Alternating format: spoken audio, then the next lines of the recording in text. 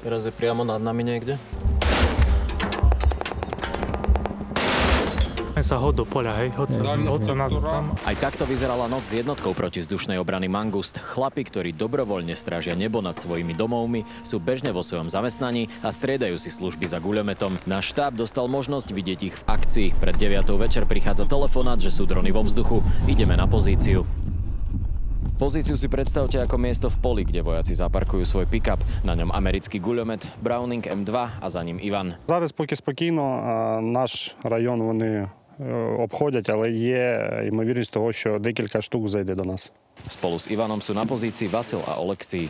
Я водій, моя справа довести до точки і допомагати хлопцям тепловізором, підсвічувати шахеда, щоб кулеметчик міг наносити урон шахедам, збивати шахеди.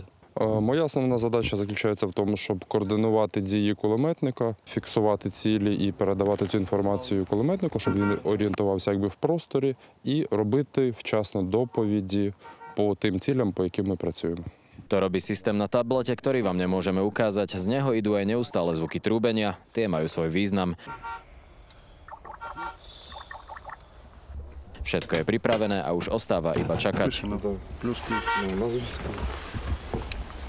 Netrvá to dlho a v diaľke začneme počuť zvuk, ktorý pripomína motor mopedu. –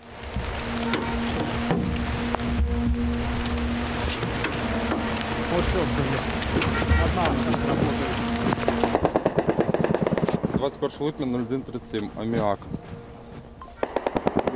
Візуально, відкриваємо вогонь.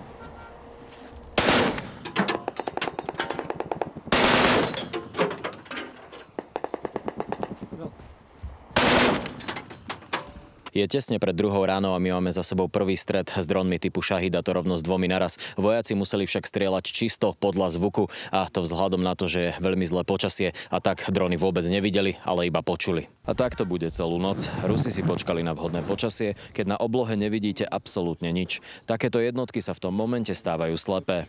Práve teraz začal ten najväčší lejak a práve teraz sme začali počuť ďalšie drony Šahid, avšak vzhľadom na počasie to vyzerá, že majú vojaci problém s termovíziou. Toto už je posledný spôsob, ktorým sa to pokúšajú zachrániť, a to, že svietia priamo na oblohu, avšak v tomto počasí je to extrémne náročné. Je otázne, či to vôbec zvládne naša kamera. Kto s počasím problém nemá, sú drony. Práve že im hrá do kariet. Neskôr dažď ustane, viditeľnosť však ostane mizerná. Teraz je priamo nad nami niekde. No len mení, vieš, že dačo klesá. Він на ноль виходить, Вань. Čo keby to išlo, že sem, no sa hod do poľa, hej, hoď sa nazad tam, ale... Висота 2. Jasné. Môžete fanárik trochu. Môžeme počuť Vypni svetlo. veľmi zreteľne. Celú reportáž nájdete na 360.sk.